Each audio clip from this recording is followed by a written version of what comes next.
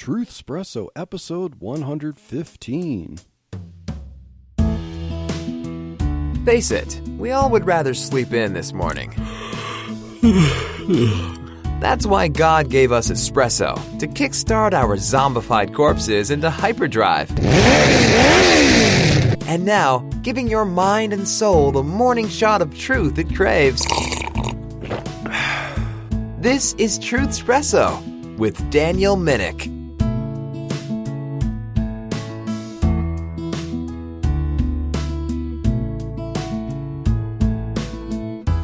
Hi there, Truthspresso listeners and those checking in and seeing what's going on. And this is your host, Daniel Minnick, and we are coming at you with episode 115. It's hard to believe that we're over 100 episodes, never mind episode 115. But my wife, Chelsea, is back.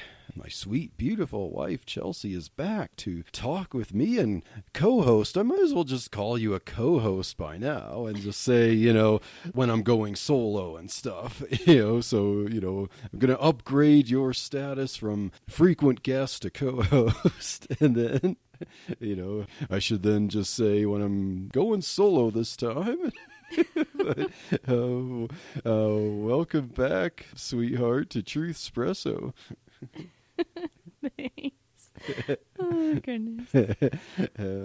Well, you're ready to talk about something. It's a little break from our series on marriage, although, it's not like it's a completely dissimilar topic here, because we're going to talk about abortion.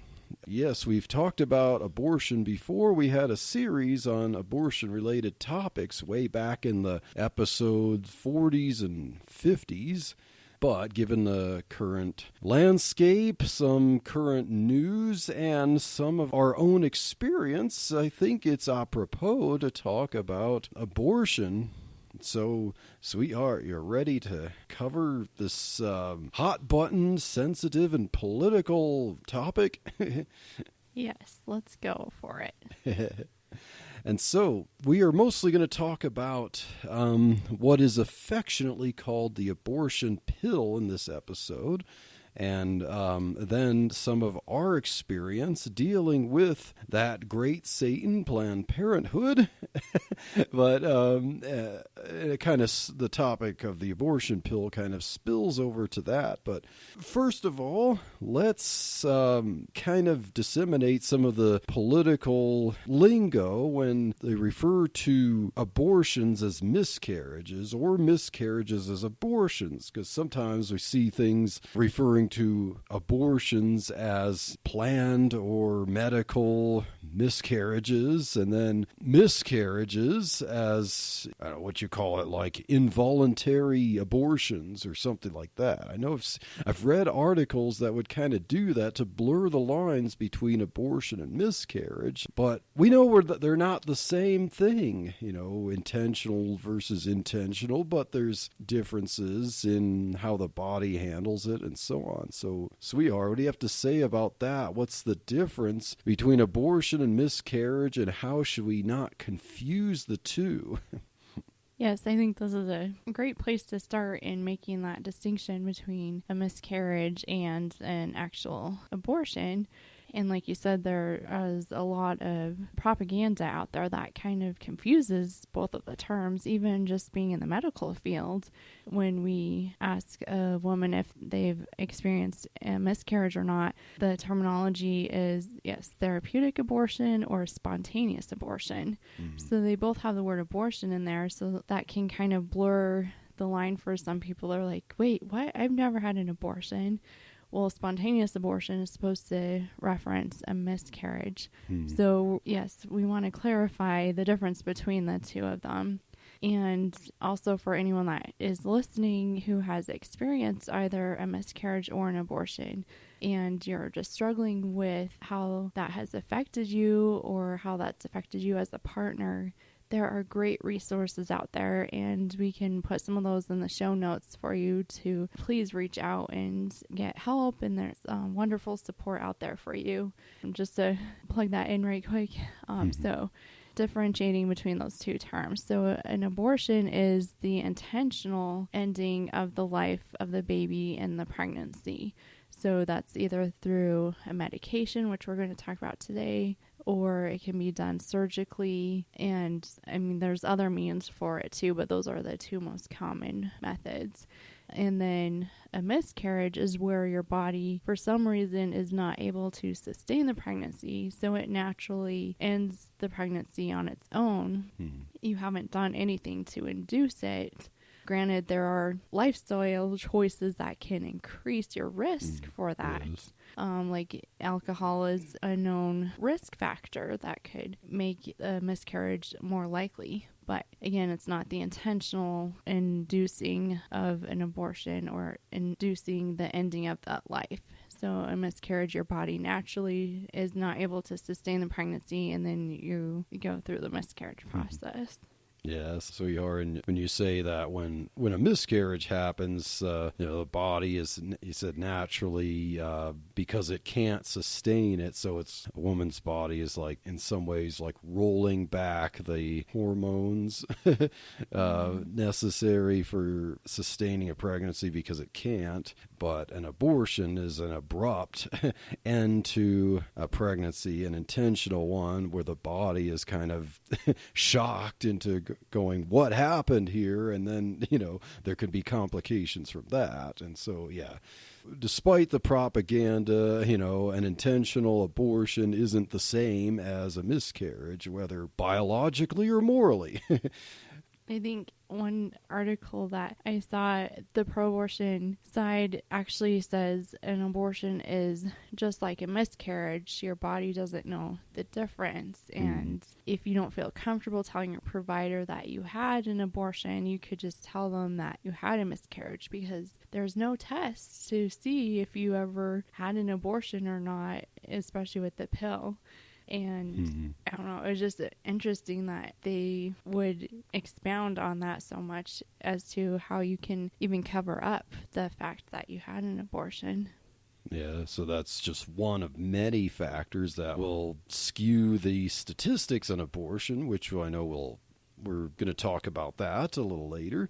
So abortion is not the same as miscarriage, and so, in particular, we want to talk about the abortion pill, because that's become a major thing given the COVID-19 pandemic and a lot of the politics surrounding the availability, especially early on when things were locked down. The abortion clinics wanted to make sure that they were allowed to be open even when churches are not, and certain kinds of businesses and some stores were not allowed to because abortion is essential, unlike other things or even someone's job that helps them support their family. But abortion, of course, is essential in the minds of some people. So, what is this abortion pill? Because there are different pills, there's different contraceptives that are in pill form. So some people have heard of the morning after pill, and then there's also the abortion pill. Are these the same thing, or are they different? And what's the difference between them? Right. Great question, because it is a little bit confusing. So there is a difference between the abortion pill and the morning after pill. The morning after pill is a medication that you can get over the counter, and it comes in all sorts of different names. Plan B is one of them. And that one you have to take within 72 hours of unprotected intercourse. And that works if you did conceive, then it causes an abortion. But there isn't really a way of testing if you're pregnant or not when you take that. So that one's definitely ethically one of those out there that you see Christians on both sides of it. And some say it's okay because you don't really know if you're pregnant, and others say, no, it's not okay because life begins at conception. You shouldn't be taking anything that could interfere with that process. So that's the morning after pill. So if you think about morning after, like it has to be yeah. really close to the time where their conception was possible. And compared to the abortion pill, or also called mifepristone, or the laboratory term for it is RU486. So you can hear a few different terms for the abortion pill. Also, chemical abortion is another one you might see as well. And that you can take, and it's usually taken further along in the pregnancy after a woman has found out she's pregnant. So usually around 6 weeks, she'll get her first positive pregnancy test. And then you can take this pill all the way up to 10 weeks is what the FDA says. But most providers will allow up to 11, 12. And I was seeing like some will even do it up to 16 weeks. Whoa. But the further along you are, then the more likely there's going to be complications. So that's the abortion pill. And the abortion pill has actually 2 different medications that you take. And the first one is called mifepristone, and that works by blocking progesterone receptors. And progesterone is the necessary hormone to help sustain the pregnancy, especially during those first few weeks. It increases tremendously, and that's how the baby gets its nutrients. So by blocking that, the mifepristone is causing the baby to not get adequate nutrients, so the baby will actually die during that process. And then the second medication is called misoprostol, or more commonly called Cited. Now, this one's kind of an interesting one. So it works by inducing cramping in the case of an abortion to expel the now dead baby after taking the mifepristone. Cytotec actually was originally not labeled for use in pregnancy because of it causing intense cramping. But it is pretty common in medical practice that we will use what's called off-label uses for different medications. And there's usually some good evidence that this is effective and this is safe. So with the Cytotec, you actually will see that used in labor when the mom is getting close to delivering her baby, and Cytotec can be used to kind of get labor going, and that will induce the contractions to help her deliver her baby. So Cytotec is used in that instance, or also in a miscarriage situation where the mom may not have completely miscarried the entire pregnancy, and or if it's kind of taking a little bit longer, the Cytotec can kind of help move that process along. So again, with a miscarriage, you're not actively killing the baby in the process if you're taking the Cytotec just to help move that natural process along. And then in labor, you're trying to give birth to your baby. So it's one of those that's used for good things and bad things. So just wanted to kind of clarify both sides of it with that medication.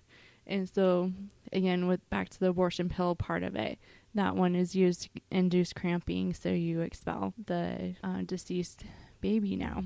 Yeah. So in short, with the abortion pill, the mifepristone is the one that kills the baby by starving it of progesterone to sustain it. And then the second one, misoprostol or Cytotec, same thing, is basically used then to get rid of the now dead baby. So, and that's different from the morning after pill, which, as you said, it may or may not be an abortifacient, but we would recommend that people not take that, right? Because since it can be an abortifacient, we don't recommend anyone take things that may or may not cause an abortion. We shouldn't seek to get rid of a pregnancy at all costs, But, sweetheart, what about reversing the abortion pill? You probably have something to say about that. Yay! Thanks for asking me about that. Yes.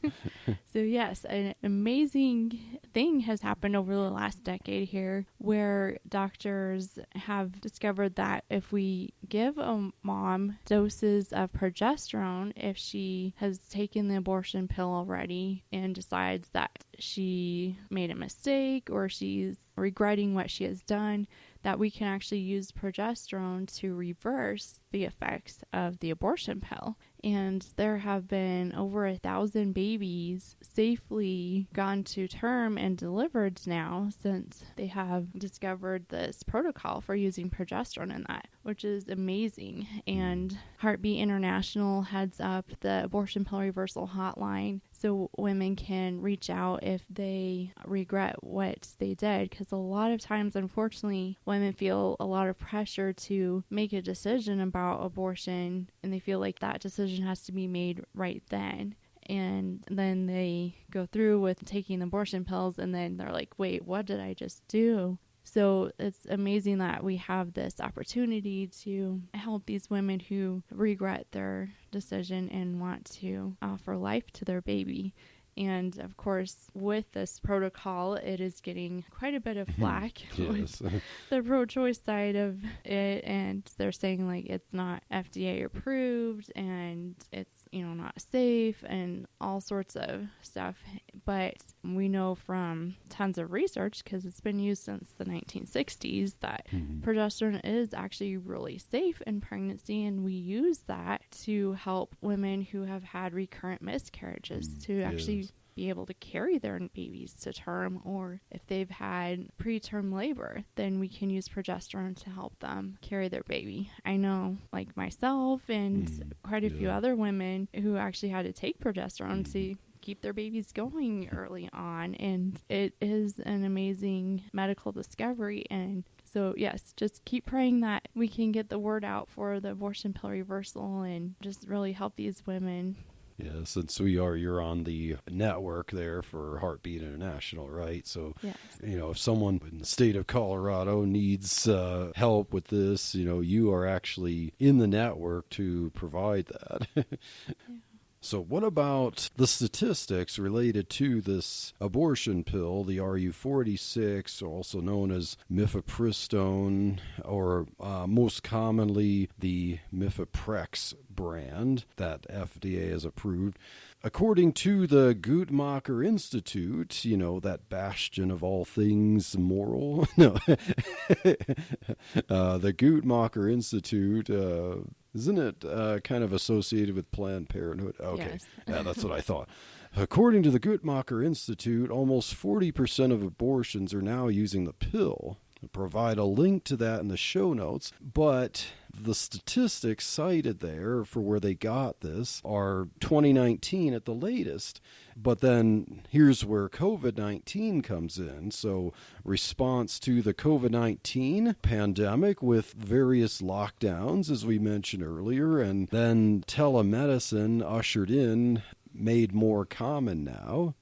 I guess that has its upsides, but of course when it comes to abortion, it definitely has its downsides. But telemedicine has its limited uses, and it has certainly increased chemical abortions, or abortions using the abortion pill that we're talking about here. So I'm sure once we get more updated statistics, it's going to be far above 40%, and I'm sure that the trend is not going to stop once COVID-19 at some point, who knows when, we're going to get back to some semblance of normal once that all ends. I'm sure that the trend of the chemical abortion is going to stay pretty high. Yeah, I saw one statistic, and I can't remember if it was Planned Parenthood or a telehealth provider that offers the chemical abortion, but they were saying that the percentage of use for chemical abortion during 2020 went up to 70%. No. So 70% of women in 2020 used a chemical abortion.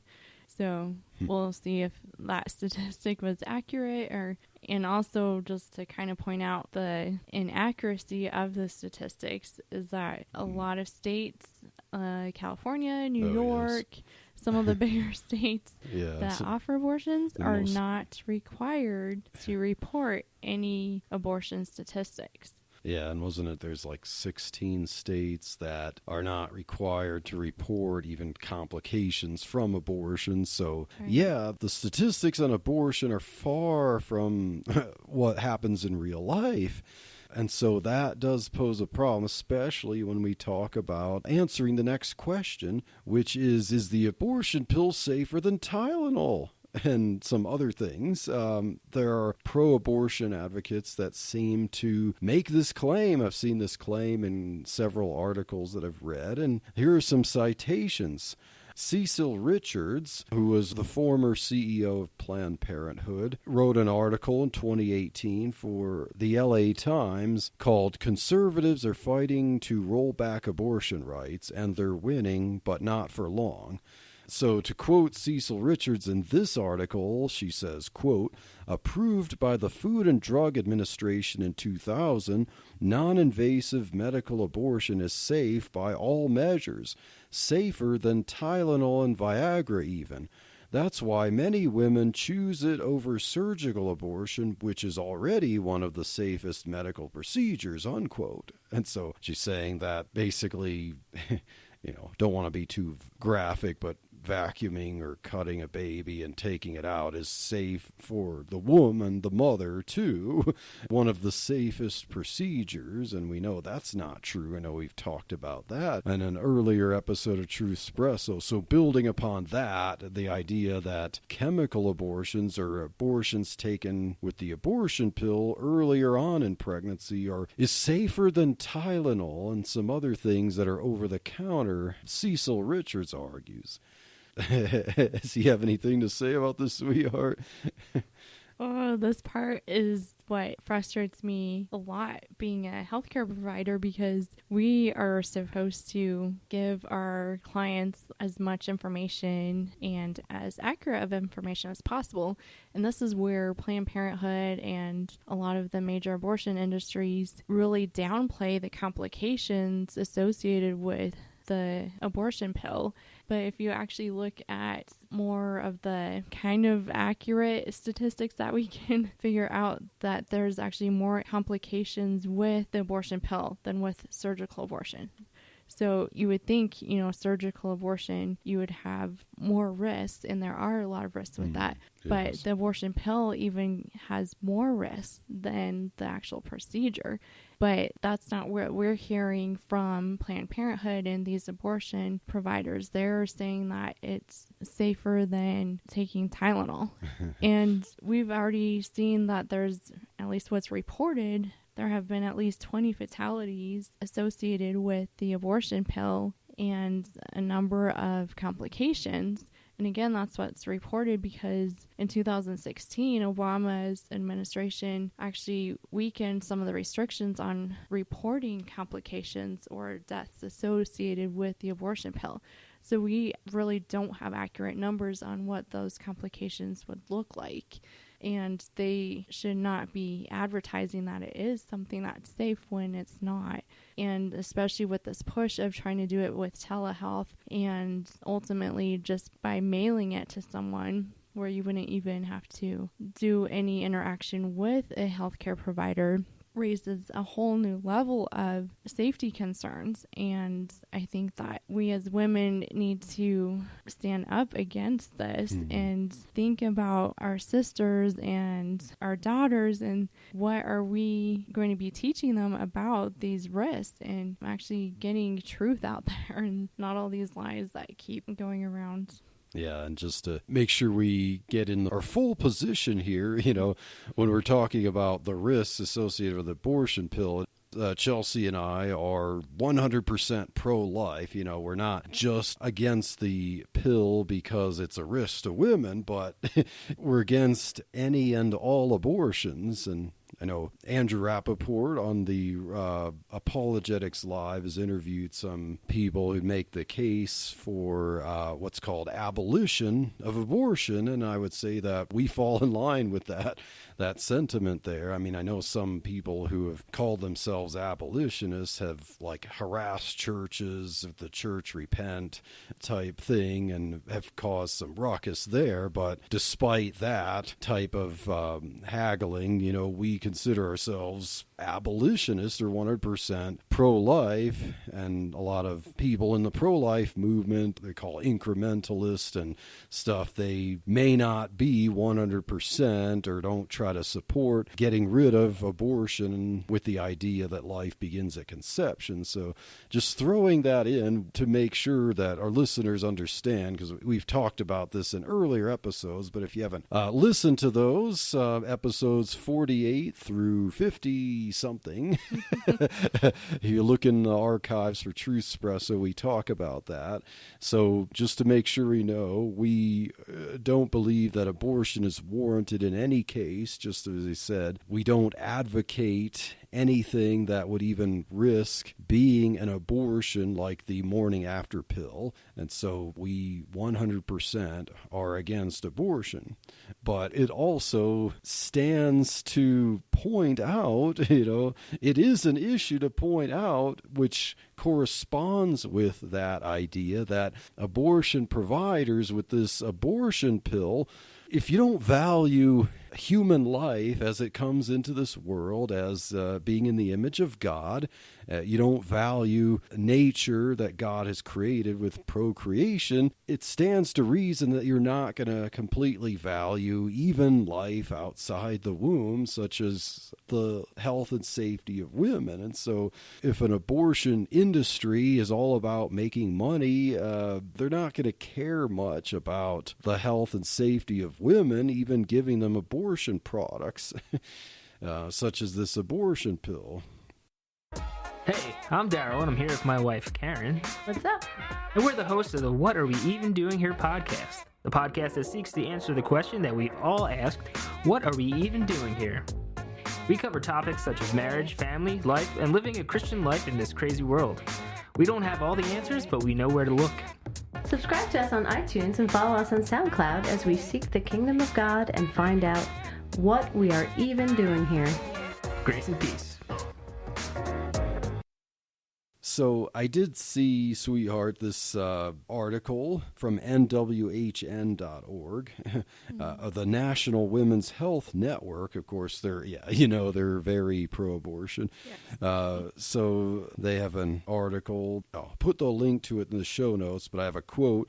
It says, fewer than 4 people out of 1,000 will have serious complications requiring hospitalization, infusion, or surgery.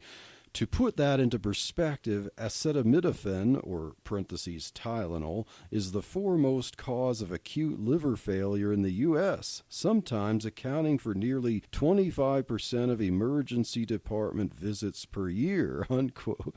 So what they're trying to say is, when you put things into perspective with the statistics of how many deaths at least have been reported from the abortion pill, Tylenol has a much poorer track record, and they link to an article claiming that about 25% of emergency department visits every year are caused by Tylenol. So why, if we just discard the issue of the life of the unborn and that children in the womb shouldn't be killed, and we just think of the women, what about that? Is mifepristone safer than Tylenol? Right. Yeah. I mean, that's just a totally inaccurate statement. Yeah. And I just find it interesting because I would kind of like to see more of their statistics for the emergency room Tylenol admissions, because that's like one of the more common ways of self-harm or an attempt at suicide is they're taking Tylenol. So I just wonder if that's part of the statistics there. It is. I did actually, they had that part linked, but they seem to trust that the readers, especially readers who want that information to pat them on the back and say, don't worry, this is, doing good. You click on the link and it's all about involuntary or voluntary overdoses of Tylenol. And it does mention, like intentional overdoses. So if you're going to compare apples to apples here, then when you take 2 Tylenol instead of 1, is that usually what an overdose of Tylenol is for intentional overdoses? Or do people like swallow the bottle, and throw away the cap, or basically? Yeah, I mean, intentional overdose, it kind of depends on what that person's mindset is when they're attempting it. Like sometimes it can be they want to, but they're not quite sure, so they may not take as many pills. Or they'll just be like, okay, maybe I'll just take double of what it says. So I think that part of it can kind of vary. Yes. Or a lot of times if it's unintentional, it's just people aren't really aware of Tylenol being in other products. The most common is in cough syrup or cold over-the-counter syrups, because a lot of those will actually have acetaminophen or, like you said, Tylenol in it. And then they end up taking Tylenol, the pill form too, and they don't realize that was in both of those, so they could unintentionally overdose that way as well. Yeah, so if you want to compare, this is from Overdose, and they're comparing the safety of a prescribed, we hand you the amount that you have, like 1 pill that you take, versus getting a bottle of Tylenol pills over the counter and, not following procedure there properly. But if we're to compare apples to apples, what would happen if someone overdosed on mifepristone? Like, just taking the 1 pill, they already tell you that it's going to result in cramping and bleeding, and that's from 1 pill, right? 1. So what would happen if you take 2 or maybe 3 of either the mifepristone or, say, the misoprostol to discharge? Like, what could be the complications of that kind of overdosing? Most likely you would bleed to death. Yeah. And I would say, like, most commonly you'd see an overdose of the misoprostol or the Cited, because that one, they give you a couple pills because they're like, okay, take 1, and if you don't start cramping, you can take the other one. And sometimes both of those pills aren't enough, so you have to call and get more pills prescribed. So I think that one can potentially be overdosed on more commonly. But, I mean, with it causing cramping and stuff, you can get basically what's called tachysystole, where your uterus just contracts super hard and it doesn't want to relax, and that can raise your heart rate, your blood pressure, you don't stop bleeding, so you'd pass out, and depending on if you're home alone or not, then you may not come to and you could die. So yeah. It doesn't sound like they're making a fair comparison there. Yeah, so I don't think the abortion pill is safer than Tylenol, despite the propaganda there. Now, what about this whole mail-in abortion stuff? I think that kind of feeds off of this issue. So what is the abortion pill, and is it safer than Tylenol? Well, if it's not safer than Tylenol, then what's all the hullabaloo about sending them by mail? Because isn't it then possible that people could overdose? What if someone ordered from different sources a prescription of the abortion pill by mail? And, or whatever, there's all kinds of issues that we could talk about with the supposed safety of taking this abortion pill without proper medical supervision. So, sweetheart, what about this? I mean, so you just, with telemedicine, over video, you show a pregnancy test, and so they know that you're expecting and you want to terminate the pregnancy. What about ultrasounds and stuff like that? So you have some issues with ignoring the problem with the baby, killing the baby. What about the risk to the mother here with mail-in abortions? And could we see statistics of complications and deaths rise as a result of the mail-in abortion pill? And why would that be? Yikes. That was a lot. Oh boy. Okay. So with the mail-in abortion, this is a huge, huge problem right now. And it's not something that's kind of like, oh, maybe this will happen or maybe not. They are actively, and ACOG, the American College of Obstetricians and Gynecologists, and Planned Parenthood and the ACLU. So many pro-choice, big, I don't know how else to describe them. Big and bad. Abortion proponents.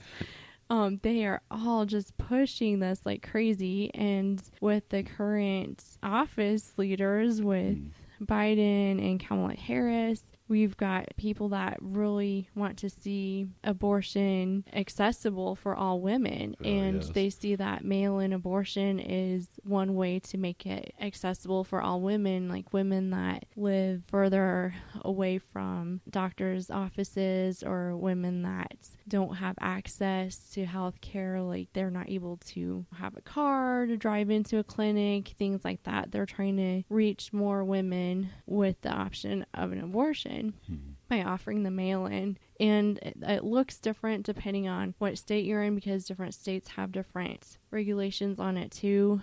Some states require you to actually go to a clinic and you're with a healthcare provider at that clinic. So it could be your primary care provider, and they did the ultrasound, they did the pregnancy test, and they're sitting there with you as you talk to the abortion provider, and then they send over the prescription for the abortion pill. So that's one way it could look. Another way is just you at your home doing the telehealth conferencing. So the video chat with the abortion provider on the other side. And yeah, they have you show your positive pregnancy test to them. And we'll talk about some of the safety factors of that in just a minute. And then the third option is that you can just contact someone and verify that through their app that you're pregnant and you consent to have the abortion pills delivered to you, and they just mail it to you. So there's kind of some variations in how all that works. Some of the safety concerns, of course, is that a pregnancy test is not definitive of your pregnancy. So it could be a false positive, so you're not pregnant. It could be a positive pregnancy test, but then in the next week or two, you actually start miscarrying. Naturally, you could have an ectopic pregnancy where the pregnancy implanted outside of the uterus, and that is actually a life-threatening situation. I know we've talked about this before in the abortion. Yeah, one of the earlier episodes. So you're saying over video, is a pregnancy test is not foolproof. There's relatively high statistics for a false positive, as you said. So are there any issues then with taking the abortion pill when you're not pregnant? I mean, obviously, it's like you don't then need it in serious amount of scare quotes there, because what I mean. Need it in a politically technical term there, but is there any issues with a woman taking it like it's candy, basically, because she's not pregnant? It imposes a risk on their health that wouldn't otherwise be there, causing the contractions and stuff like that. Yeah, I mean, mifepristone is not something that you just want to take randomly. If you're not pregnant. It's going to mess up your hormones at the very least for a little bit, because again, it's blocking the progesterone. And yeah, I mean, there can definitely be some complications with taking it if you're not pregnant. I know there was a video release of a girl trying to demonstrate how easy it is to take the abortion pill, and she wasn't pregnant. She was just taking it kind of almost like a rehearsal type of thing, or to show taking it, but she wasn't pregnant and stuff. And she did mention, it was painful, the cramping and bleeding and stuff like that. But it's safer than Tylenol, right? And then, of course, we mentioned like the risk of not having an ultrasound to verify the location of the pregnancy. So you want to make sure the baby's inside the womb before you do anything, basically. And because, again, if it's outside of the womb, that's going to cause its own health risks for the mom. And then making sure it's a viable pregnancy, so making sure you didn't start miscarrying already, because if you're already miscarrying, then you don't really need, for the person who's seeking it, they wouldn't need the abortion pill. But if they don't know that and they go ahead and take the abortion pill, but they already miscarried, then they're going to be carrying that guilt around that they caused an abortion. But what if they miscarried already? You're not going to know that now, because we don't need ultrasounds, supposedly, to Yes. give this medication. So yeah, that's a pretty bad thing, even making a mother feel guilty about killing her baby when she didn't even do that, in any intentional way there. That's got to be a huge negative there. And then, so if you have a miscarriage, and when does your body start reducing progesterone there?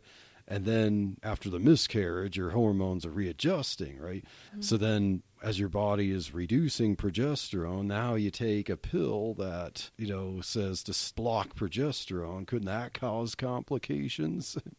Maybe. It could a little bit, but mifepristone is not supposed to alter the progesterone hormone long term. So it's kind of a short term thing. So that's why they say that it's safe, because it's a short-term process. But definitely with the ectopic pregnancy, that's a huge issue. Now, it's not like ectopic pregnancies are incredibly common, but still, having an ectopic pregnancy and you need to go to the hospital, but then you're kind of, you've taken the mifepristone and you're getting cramps in addition to that. And if you're alone, and I see a lot of risk for death in that situation, even though ectopic pregnancy will ultimately lead to it, that would just make it even harder to get the care that you need, I would think.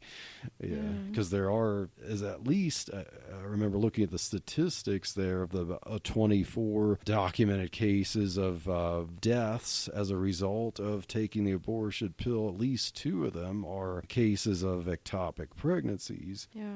And also, again, ultrasounds help to identify how far along you are in the pregnancy. So some women can have menstrual cycles even when they're pregnant, so that can throw off their dates. And then some people have irregular menstrual cycles, so they're not even quite sure when they could have gotten pregnant. So there's a lot of different factors that can play into how far along she is in the pregnancy. And like we mentioned earlier, the further along you are and you take the abortion pill, then the higher risk of complications there are as well. Also, if it's a singleton, like one baby or multiple babies, then that can also add into the risk factors as well. And a lot of times, one of the complications is that the pregnancy is not fully expelled. So some of it can be retained. That's a big issue. Yeah. And so one of the precautions for that the provider's supposed to do is to do a follow-up ultrasound to make sure everything was expelled. Otherwise, the mom is at risk for sepsis, like a really bad infection that can kill her. Yeah. And with the telehealth, the mail-in pills, there is no follow-up ultrasound. Sometimes the woman takes the Cited, the misoprostol pill, and that one pill, the 2 pills aren't enough to start getting the cramping and contractions, so she may need more. Well, the more you take, then, like we talked earlier, then the more at risk you are for some of those more extreme complications, too, of hemorrhaging and fainting and your vital signs going crazy. So I think that there's restrictions and there's guidelines in place for mifepristone, and they were put there for a reason, because this is a medication that does have serious consequences. And somehow all these big abortion proponents are saying that there are no risks with it. Oh, yeah. So I looked up on rxlist.com. It's a list of drugs, RX, and under their article for Mifeprex RU486, they say, quote, about 2 to 7 out of 100 women taking Mifeprex will need a surgical procedure because the pregnancy did not completely pass from the uterus or to stop bleeding, unquote. That seems like a significant statistic. 2 to 7 out of 100. That's 2 to 7% of every woman taking Mifeprex. So where is this whole idea about being safer than Tylenol come from? Yeah. And then mailing it in without proper care for women will only exacerbate that. I mean, if people can't be trusted to take Tylenol according to prescription, how would mailing this abortifacient drug that causes cramps and bleeding and has all these issues like this, that require a doctor checkup and ultrasounds, as a pregnancy often would, to make sure it's healthy and know how far along, you mentioned, your cycle and stuff like that. This doesn't sound very safe, and mailing it in doesn't sound very safe either. And I know we briefly talked a little bit about opening the can of worms for misuse of mail-in pills also, is that provides the opportunity for more coercion if there's, a boyfriend or family that is putting a lot of pressure on the woman to have an abortion and she doesn't want it. Well, now they have access to getting the abortion pills and giving it to her despite what her desire is. So that, is going to be huge with the human trafficking and all sorts of stuff. And yeah, so it's just a huge mess. And again, this is not something that's kind of, they're talking about it. This is in the works. Like we need to be proactive about standing up against this. Yeah, so it's bad enough that are killing babies in the womb with this thing, but then, making it so accessible like this. Tonight of the recording of this, we noticed that there was a case in which a boyfriend tricked his girlfriend who wanted a pregnancy into taking the pill for, what did he disguise it as?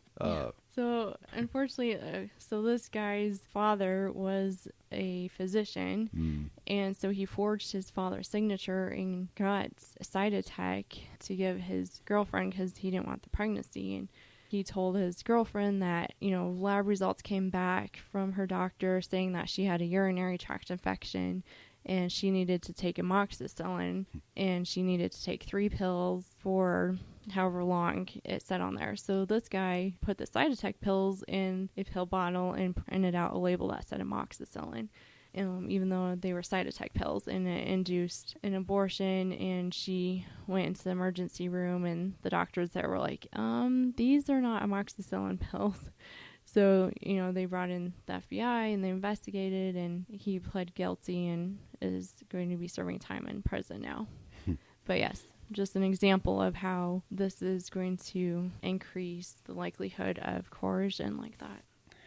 Yes. So definitely see where, you want to talk about patriarchy or male privilege or male dominance and controlling women and stuff like that. I see this whole thing, it's been that way, as much as the feminists, the political left don't want to admit, but, you have the issues of abusive boyfriends or even uncles or stepfathers that force the girl to go and get an abortion.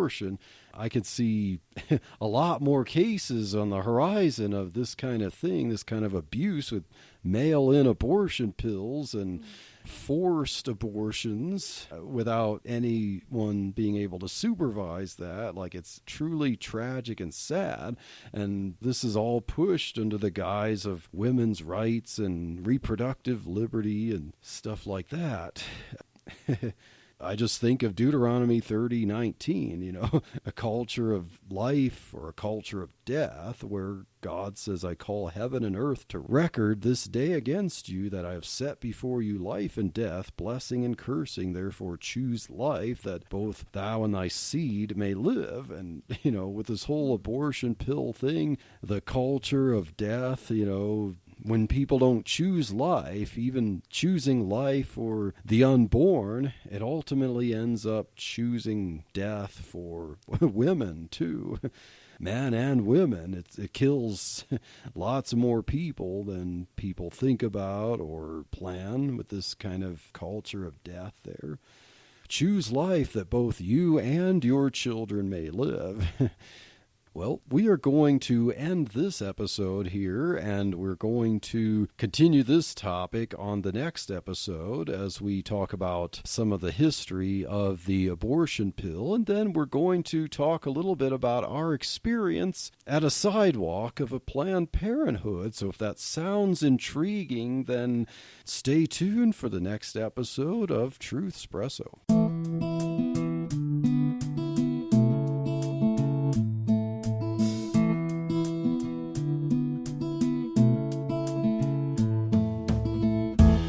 Thank you for waking up with Truthspresso. Good morning, and God bless your day.